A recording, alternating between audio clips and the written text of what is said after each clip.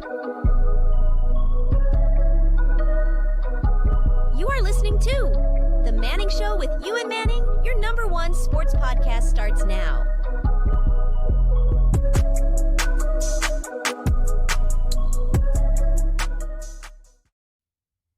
Man, oh man, what is it?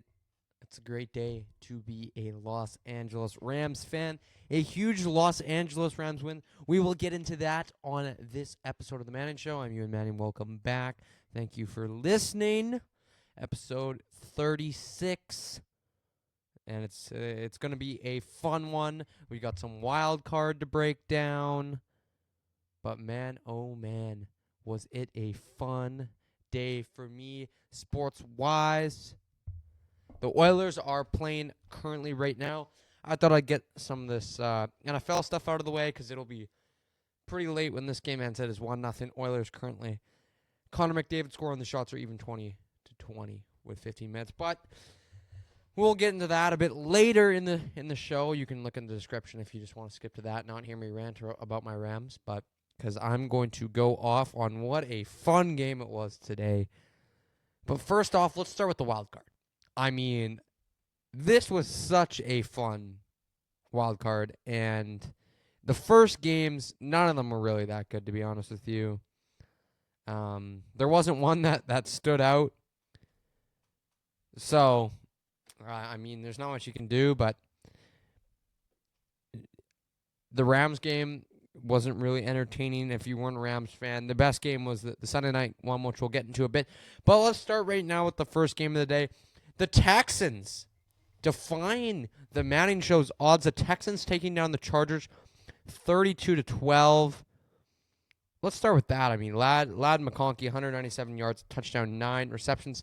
He had a very quiet day in terms of he now has the most receiving yards in a playoff game. Beat Puka Nacua's record by 10 yards.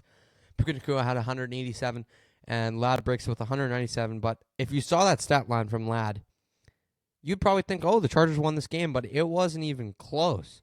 Justin Herbert, 4 interceptions.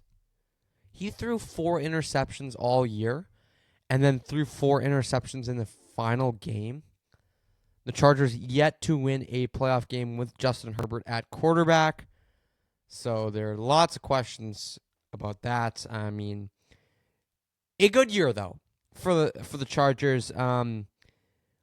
Justin Herbert again not doing well in the playoffs. The last playoff game they choked against Jacksonville. In this one, I mean, he was just not good. He did not play well at all. There's not much more to say. 4 interceptions. Ladd McConkey, great game. Their run game was absolutely doing nothing. The Texans D, I mean, we'll get to them in a second, but they played amazing. The running offense was nothing. The Chargers were 0 for 1 in the red zone and 3 for 11 on third down.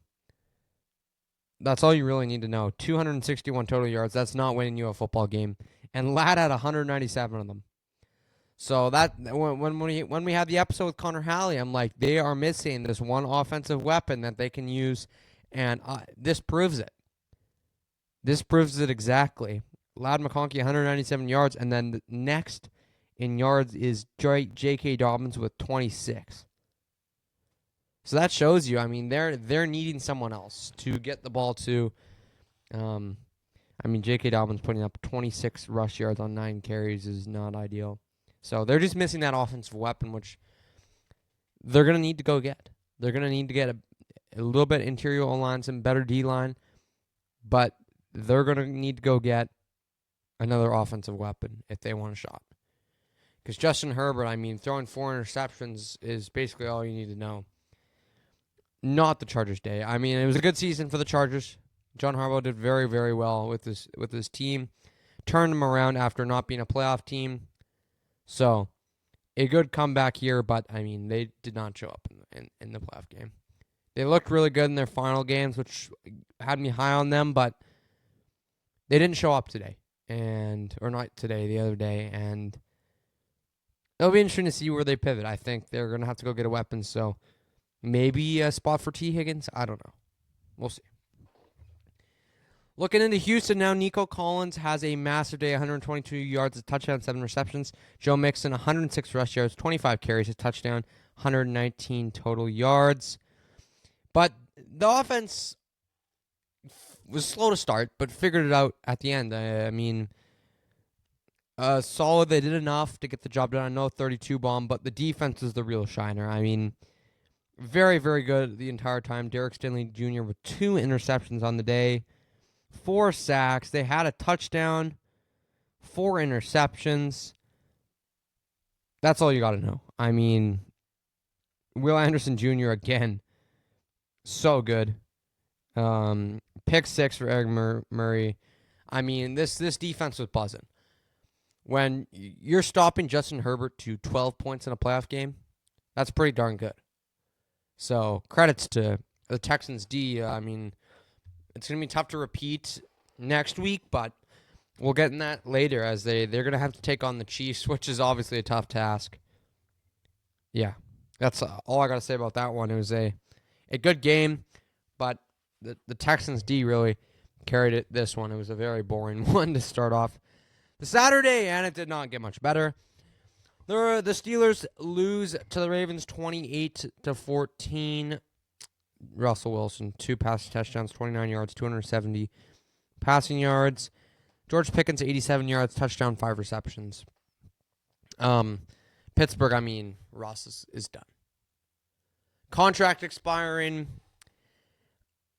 I mean, I'd like to have a bigger episode on breaking down, the offseason for the NFL, because that after the season we'll definitely do that. But, I mean, Russell Wilson's done. Justin Fields did not get into this game, which I was a little shocked about. Did not get anything going until the second half. They didn't even get in the red zone, so all their touchdowns were out of the red zone, which is really all you got to know, and it took them to the second half to get points, so, I mean, it took them to the third quarter to get points. So, that's all I got to say about that. They couldn't figure it out. And Lamar, I mean, Baltimore D looking solid again.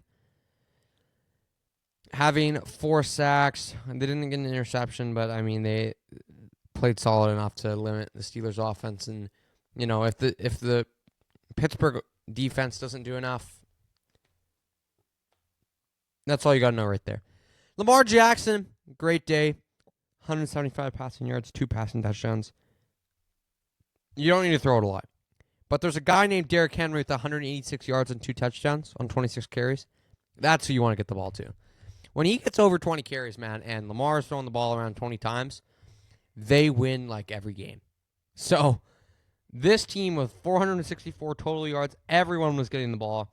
Wasn't one guy. They were missing Zay Flowers, their top target, but man, were they fun. Derrick Henry, they were just like, oh my gosh, screw it. We're just going to give this man the ball the entire football game. And that's what they did. Derrick Henry with a massive day, 186 rushing yards on 26 carries. He's averaging 7 yards a carry. What a beast. Him or Saquon, it's a debate. But so far, Derrick Henry is taking that as we will get into the Eagles game in a bit, but a 28-14 win for the Ravens. Lots of questions for the Steelers about Mike Tomlin as well. What's going to happen with Mike Tomlin? I'm not sure. I mean, he hasn't won a playoff game since 2017. So we'll see. I assume he's there to stay. I doubt the Steelers would ever do that, but raise some concern to the Steelers fans about the offense as usual. Going on to Sunday, where we started off with another boring game. The Bills and the Broncos, it was a tight first quarter, but the Bills ended up just putting their foot on the gas, 31-7. The Broncos started off with a touchdown, and then there wasn't much from there. Bo Nix, 144 passing yards, touchdown. I mean, their defense, you're playing the Bills, so there's not much you can say about their defense, but this is a young Broncos team, and they had a great season. They played very well. Bo Nix, even though he didn't have a great game against the Bills, was still very solid and was great all year. So he was in the Rookie of the Year contention. But, man, they've got a good football team. And they're in the future, go get a better target, go get some better run game, O-line. The defense is very, very good. So, a young team, but they got a good future. So, shout out to the Broncos. I mean, not much you can say about that. Not a great game, but, I mean, you got such a young team, and the rosters don't even compare. So, the Bills now, Josh Allen, oh my gosh, 272 passing yards, 2 passing touchdowns. James Cook with the day, 23 carries, 120 yards, a touchdown. Curtis Samuel finding the end zone. Tyler Johnson on a dagger on a fourth and 2 makes a beautiful catch off a beautiful Josh Allen throw. He has 70 yards, 44 rush yards, and a touchdown. He had the big touchdown that really got them going. Khalil Shakir with also a very solid day, 61 yards. On the day, Josh Allen just did it again. I mean, this is what you expected them to do. They had the ball for 41 minutes. They were 8 for 15 on third down. I mean, they were 1 for 5 in the red zone, which is not great. Think about that. They were 1 for 5 in the red zone, and they won 31-7. This game could have been much more of a blowout, but defense did enough to get the stop, and Josh Allen led them to victory. So just what we expected in this game. I thought the Broncos had a chance to upset, and they made it close at the start, but I mean, if you're not scoring points against the Bills, you're not beating them. It's as simple as that. On to the Packers and Eagles. The Eagles with a big victory over the Packers, 22-10.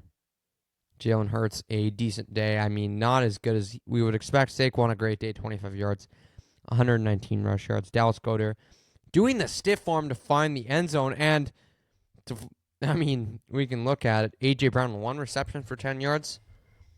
I don't know if you saw it online, but he was reading a book on the sideline. The reporters asked him about it after the game, and he said he does it normally, and it just calms his mind in a game like that. He had 1 reception for 10 yards, so, I mean, he was not doing much. I mean, Johan Dotson had a touchdown and 11 yards, but this was enough as the defense was very, very good for the Eagles. 3 interceptions, 2 sacks. Jordan Love, not a great showing. 3 interceptions, no touchdowns. They did, unfortunately, lose Jaden Reed in that game and Romeo Doubs, so losing 2 big targets. Josh Jacobs was really the only shining part. 81 rushing yards on 18 carries and a touchdown. But they didn't do enough. The Packers, their offense didn't have enough. I thought their defense gave them a chance in the game, but it wasn't a stress-free game for the Eagles, which is one of the big notes going into the next week. Obviously going to be playing my Rams, so we'll get into that after I go through the next few games, but the Packers didn't do enough. Jordan Love, I mean, this is still a young team. It'd be nice to see them to get another big offensive weapon on the Packers. They could really use it. I like Jaden Reed and all, but he's not elite. He's not like that elite. The defense looks good, so that's good for them, but we'll see what they do on the offensive side of the ball. See how things work out. The Commanders with a huge 23-20 victory over the Tampa Bay Buccaneers. Those dang Bucs. Gonzalez hits the winner. They've had 5 different kickers this year. The doink and then in off the right, upright and in with 3 seconds left in the fourth quarter to win the game. Great job by the Washington Commanders. Jaden Daniels, oh my gosh, what a beast that guy is. 268 yards, 2 passing touchdowns on the day. Absolutely unbelievable day. He's doing it all on the ground, in the air. Terry McLaurin, man, he is a beast. So talented. Everyone was doubting him when he didn't have those type of quarterbacks, and we're seeing it now. A touchdown, 89 yards, 7 receptions. What a beast. Had a great day. And that was the big note. I mean, not a lot of guys got involved. D. Brown had a big game. De'Ami Brown, he had a few big catches, so that was good for them. Austin Eckler and Brian Robinson, again, not the greatest days from them. I mean, 10 carries for 16 rush yards for Brian Robinson. Not great, but Jaden Daniels, when you have Jaden Daniels, I mean, it all works out.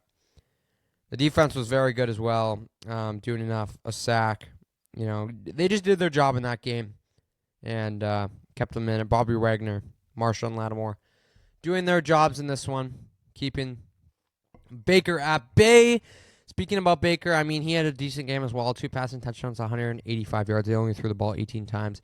They fed Bucky, who had a okay game. Touchdown, 83 yards, 77 rushing yards on 17 carries, averaging 4.5 carries. So solid game for him. But Mike Evans had a great game.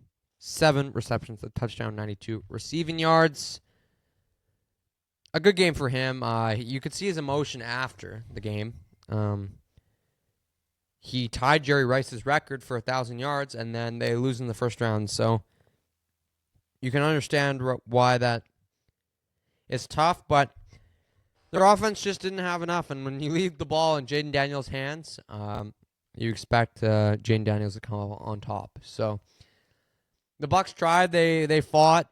They made it a great game, so shout out to them. They also are going to be good for the future. Baker's been very, very solid. So shout out to Baker Mayfield. It was a fun game. Commanders just took it, and, Jaden Daniels is a beast. Now we get to the fun one. The Rams, 27-9 over the Minnesota Vikings. Oh, my gosh. We had so much to get to on this. The Los Angeles Rams, man, oh, man. Matthew Stafford, 209 yards, 2 touchdowns. Kyron Williams, 92 total yards, a touchdown. Puka Nacua, not even a real factor, and 51 yards, 5 receptions. Tyler Higbee with a big day. Unfortunately, he did get hurt early. He had 58 yards for 5 receptions, but this is a great team. I mean, their defense is the real shine in this, which, I mean, I was saying this throughout the week. If the Rams could get pressure to Sam Darnold, it was going to be game over. And they sure did. 9 sacks. Do you hear that? The Rams had 9 sacks. That's the most sacks since 1978 in a postseason game. Incredible stuff. They also had an interception, and they had a forced fumble touchdown by Jared Verse. Man, this team is good. This D-line is so good and young. We had many different guys. We had 7 different guys with 0.5 sacks or more. Kobe Durant sack, Byron Young 1.5 sacks, Gallimore 1.5 sacks, Kobe Turner 2 sacks, Hoyt 0.5 sacks, Fisk 0.5 sacks. They got to him, man. Jared Verse, I mean, picking up the touchdown and going and scoring, the big play of the game. Man, oh man, is that fun. Fun being a Rams fan, man. Huge win. Let's get to the Vikings now. I mean, the Rams they played a great game. Their defense played a great game. Their offense did enough to get the win, which I was worried about coming in, but they look good. I mean, Matthew Stafford started off the game on fire. It started with that big play from Puka, and I'm like, oh yeah, we're rolling. So they didn't really even have to try in the second half. They didn't do anything. Stafford threw the ball 27 total times, 209 yards. I mean, they didn't need to throw the ball the second half. They really didn't, So it was good to see them get the win, and shout out to the people, the firefighters out in LA, the people who are first responding and trying to save these fires, really devastating to the city, and being there in November, and then seeing this stuff happen. I've been in some of those areas. It's pretty tough because obviously I love the Rams, I love the city, and had nothing but fun there, so it's really tough to see things like that happen. And the Rams made a statement tonight. No matter what they faced, what they went through, they battled some injuries tonight as well. They put up a fight, man. It's going to be a tough next week. We'll get into that right after this, but again, great guts from this team and a huge win. Very happy about it, but let's go to the Minnesota Vikings here. Sam Darnold's done. There's not much you can say. He did not have a good game. Intercepted. He also threw a passing touchdown in garbage time. They were 6 for 17 on third down. So the Rams pushed them to 17 third downs. That's pretty insane. Aaron Jones had a decent day. They really didn't get anything going. Justin Jefferson, average. T.J. Hawkinson had the one big catch for the touchdown, but they couldn't get anything going, and that was the first half. When you're down 24 to 6, 24-9. 24-9 at the first half. It's not going to be a great game, right? And only 3 points scored in the second half, and the Rams could have done much more. I will guarantee you that. If they put their pedal to the metal, which there's no point. But the Rams did enough. I mean, I knew this was going to happen. If Sam Darnold got pressure in his face, 9 sacks. He likes to hold the ball and look downfield. He had some really bad throws, very off target. I think they're done with him. Probably the last snap we saw, which is wild because it's such a swing. They just played Green Bay and had a huge win. So everyone was getting all hyped about him and what they were going to do, and now it went from in 2 games to that was the last time we're seeing this guy on a uni in a Vikings uniform. That's incredible. Crazy stuff. I don't know what to say. He was not elite in this football game. He looked like his normal Sam Darnold self. So, not what you can do. Vikings, you got a good future. You got Daniel Jones, right? Free agent as well. Sam Darnold's going to be a free agent. It'll be probably the last time we see Sam Darnold in Vikings uniform. You have J.J. McCarthy as a rookie tearing his ACL, and then no one expecting for you to do anything with Sam Darnold, and then doing something, going 14-3, and then losing to the Rams. I mean, interesting to see what they do in the offseason. But defense played pretty solid as well. The Rams were just hot in the first half, and you can't do much when your offense is getting fumbled for touchdowns and throwing interceptions. So they have a great defense still. Brian Flores, great job this year, but the offense, it'll be interesting to see what they do at quarterback.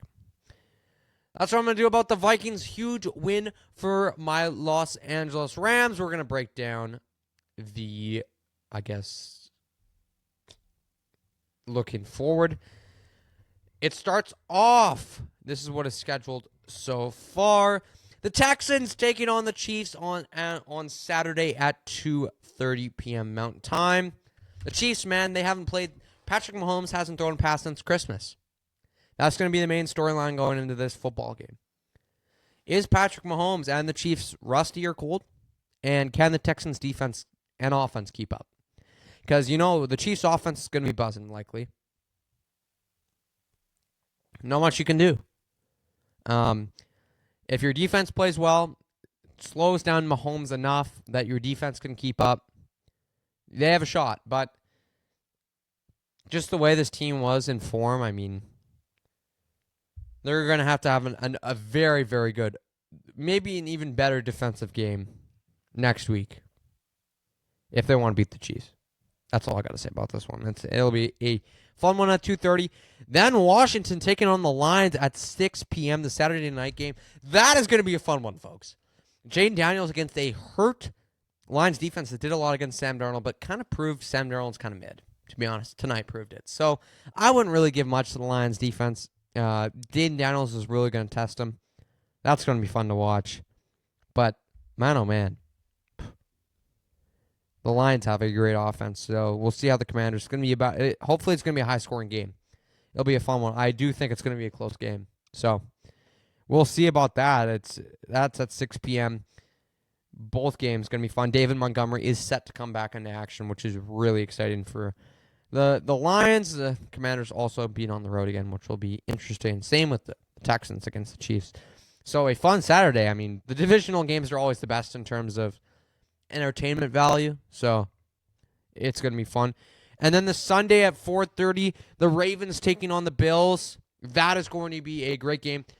I'm not sure what the Sunday scheduling is for the Rams and Eagles yet, but we'll get in that in a second. The Ravens, after a huge win against the Bills, this is going to be a clash, man. This is maybe a game of the year type scenario. These two teams played earlier. Yeah, always a close game, right? These are two teams that have seen each other before. Probably the best they're going to see. The Ravens whooped the Bills 35-10 last time these two teams played. Josh Allen did not have a great game. So we'll see if Josh Allen can figure them out because last time it was not close. The Ravens had their number, but Josh Allen's a different animal now. This was way back in week 4. So we'll see about this one. This is going to be a fun matchup. Josh Allen on fire against basically Derrick Henry and Lamar Jackson on fire as well. So we'll see about that. I probably have the Bills in this one, but it's close. I mean, the Ravens, I think, are being very much underrated in this. And I have the Chiefs, and I have the Lions as well. So those are all the favorites. And then I'm not sure when the Rams game's going to be scheduled. And I wonder if they have a Monday night or they put the Rams on Sunday night. The Eagles and the Rams facing in Philadelphia. The Rams do not match up well against the Eagles. I don't know if you remember. Saquon Barkley absolutely ran all over them the last time these two teams faced on primetime football. Not a fun one to watch if you're a Rams fan. But the defense has gotten better. The last 5 weeks, the defense has been very good. So, and the offense last week for Philly, not great. They're going to put up a fight against the Eagles, I think. It's going to be a bit better this time. And if the offense does enough, it gives them a chance. Just gives them a chance. So, you never know. I have the Eagles in that one, but, I'm always hoping for my Rams. And I think they'll put up a battle. But, yeah. That's kind of my outlook of the schedule. I mean, that game will be scheduled as well. That'll be a fun football game to watch on the weekend. Let's get to our wild card of the week. We go to my Los Angeles Rams. Wow. That's all I got to say about the wild card of the week. Man, oh man, Los Angeles Rams, great team. Great football team. So, did a great job this week, and I think they were underrated. A lot of people saying first-round upsets. A lot of those Sea Chickens fans. So, it's great to see them get a win, and that was my wild card of the week. Some NFL news for the week as well. Micah Vrabel in for the Patriots. Big signing for the Patriots. He's a great head coach. Led the Titans to the first seed a few times. So he's a good coach and with a great quarterback in Drake May. So good future there. Good signing. I can see why they got rid of Gerard Mayo now. I was a little skeptical at first, but hey, I mean, good luck. Mike McCarthy is out of Dallas, which is actually great. I was cheering for that because Dallas, not much to say about Dallas. I mean, they're Dallas, right? Chokers in the playoffs. So Mike McCarthy is not the man for the Dallas Cowboys. I know he had a great season this season for what he had, but I mean, didn't do anything in the playoffs. That's all I got to say about that. There's talks about Deion Sanders going there, which is very interesting. I guess we'll see about that, but apparently it's real talk. So we'll see what happens there. Maybe next week Deion Sanders is the head coach of the Cowboys. That would be kind of wild. That would be a big swing in things. We'll kind of get to the Oilers game in a bit. We'll get to our fire and ice of the week this week as well. The ice is obviously the Minnesota Vikings after falling 2 against 2 good teams, scoring 10 or less points in the last 2 games as well. That's our ice of the week, obviously. Pretty easy to figure that one out. The Vikings, not much to say about them. We already went into them. They're really choked, so that's all I got to get. The fire of the week, the Washington Commanders. Man, oh man, are they a good football team. And I picked them to win that game against the Bucs, and they sure did. So good for the Commanders. That is my fire team of the week. There was kind of some other options. I could have picked the Rams. I really could have picked, the Bills were kind of already on fire. I could pick some college football. I could have picked Notre Dame, but yeah. Let's get into the last thing about football this week, and then we'll get into the Edmonton Oilers as their game is wrapping up. There's 2 minutes right now as I'm recording this. But let's look at the college football playoffs. Notre Dame taking down Penn State 27-24. I'm just looking at this right now. What date is it today? the 13th. So, yeah. Okay. So, 27-24, Notre Dame taking down PCU. Drew Aller, an absolute fraud when it comes down to it, throwing an interception. 135 total yards. Man, oh man, is this Oilers game close? Sorry, right now. I'm kind of looking at that as well because the Kings just pulled the goalie. But great game for not Drew Aller. Drew Aller, not a great game. PCU, I mean, still had a decent game offensively, but Drew Aller didn't. He was not great with the football. Threw a bad interception. Should have had 3, to be honest. And yeah, that's really all I got to say. Riley Leonard did have a pretty average game as well, but did enough to beat Penn State. This team is going to be heavily underdogs against Ohio State. We could have a really bad national championship. That is on Monday, January 20th at 5:30. 5:30 Mountain Time. Friday the 10th game, January the 10th. OSU, Ohio State. The Buckeyes taking down the Longhorns, the Texas Longhorns, 28-14. Will Howard doing enough. Somehow, someway, Jeremiah Smith only with 3 yards and 1 reception. Interesting. Doing a good job to beat Texas. Quentin Ewers, he had an okay day. But again, they just didn't do enough to beat OSU. And OSU, man, making a huge play. Getting a huge 83-yard fumble return. That's the difference, man. When you're in playoff football, it's all about the big plays. The most mistakes and the big plays. Not like a 43-yard pass. That's not winning you the game. An 83-yard fumble TD return. That's winning you the game. Today, Jared Verse scooping and scoring. That's winning you a football game. So those are the big plays. And Texas, I mean, they got a great future with Arch Manning. That's going to be fun to watch next year, assuming Quinn Ewers heads to the draft. But Texas got a good future. So it's going to be a interesting national championship. I mean, I expect OSU to absolutely wax Notre Dame. But you never know. Notre Dame really fought. Really fought. That's all I got to say about that. The NHL right now, we'll get into that. I'm going to take a break, watch, because the Kings have an empty net right now. Then we will get into our Edmonton Oilers talk of the day. Be another 15-minute talk, and we will end the pod for this week. Again, you can... Yeah, I'm just watching this right now. So we'll be back. I'm just going to take a break and finish this game off and come back and give a little chat.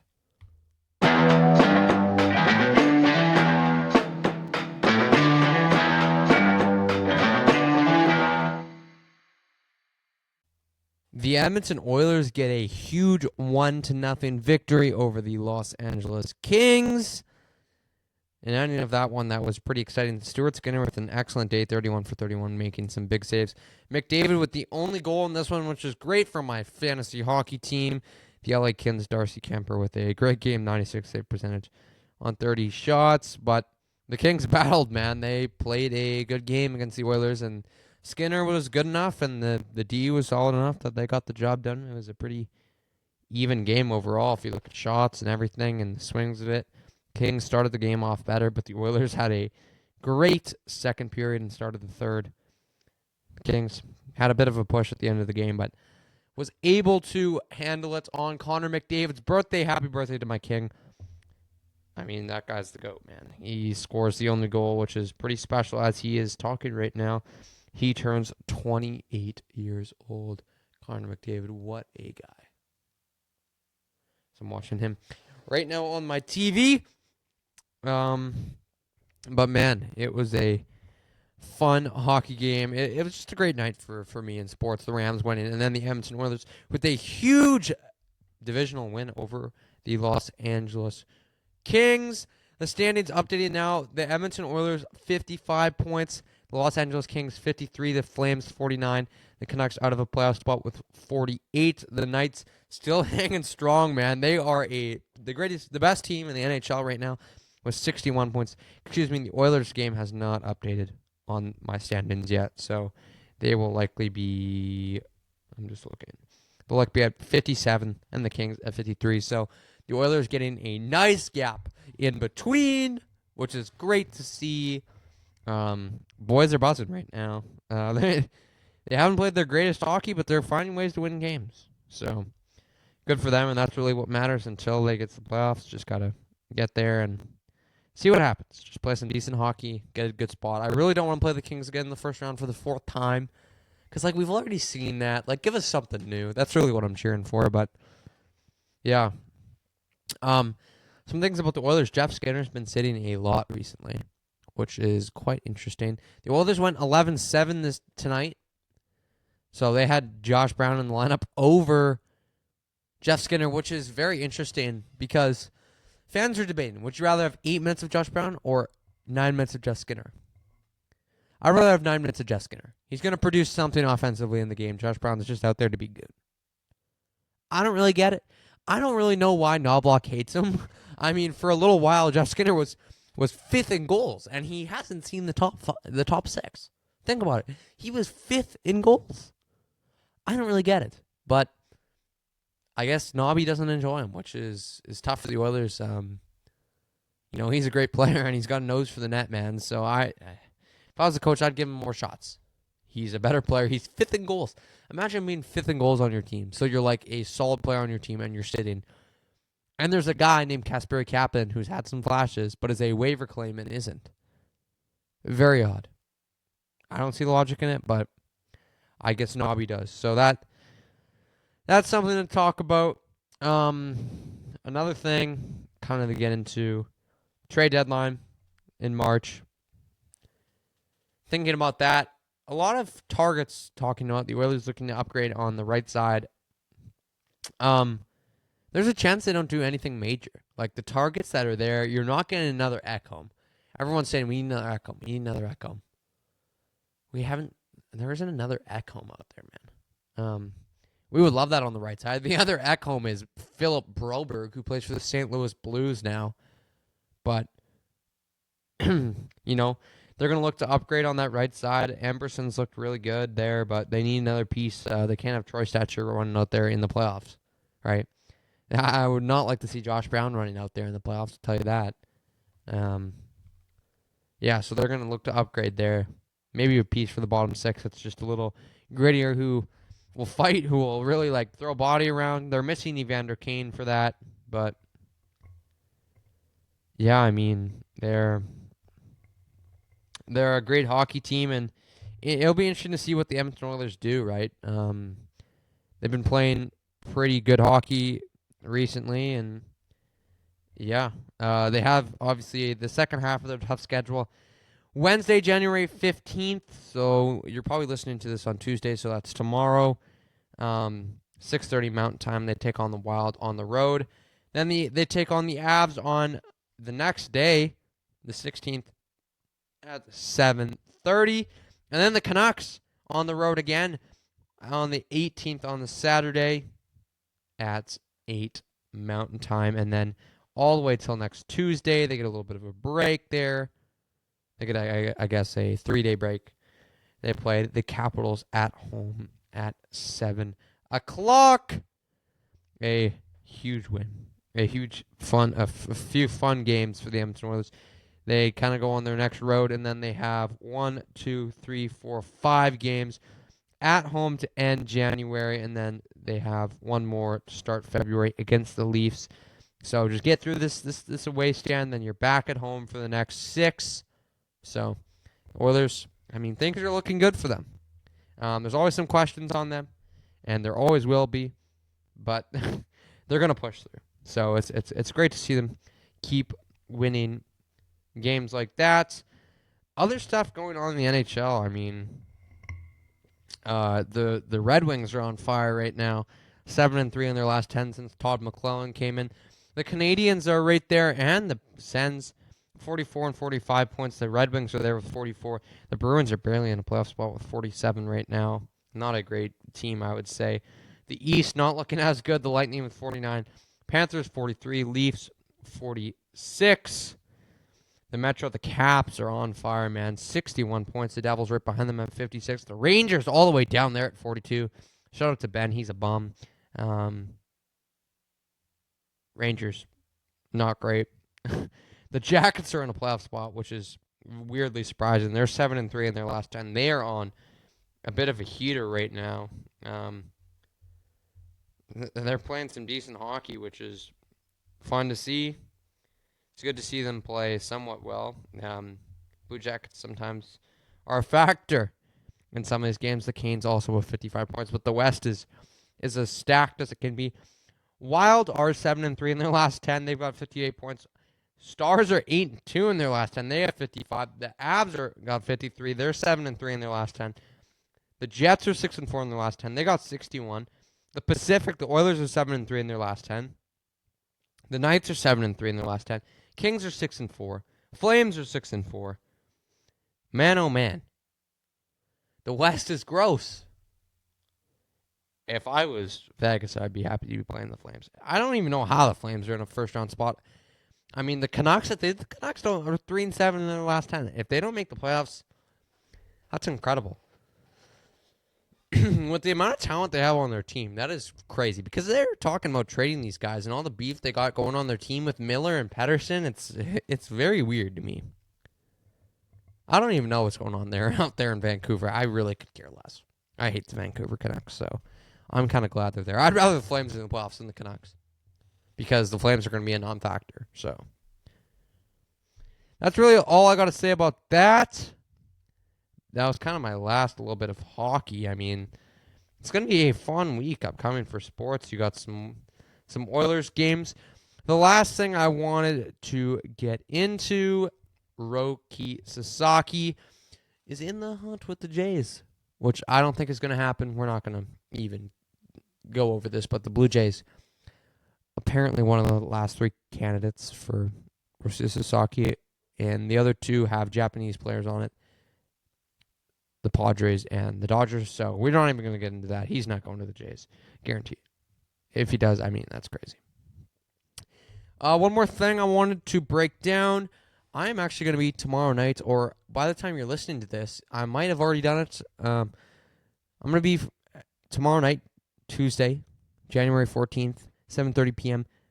I'm going to be broadcasting the Junior Oilers game at Rogers Place, so that's going to be awesome. You can keep track on social media. I'm going to be active on social media that night. It's going to be a lot of fun.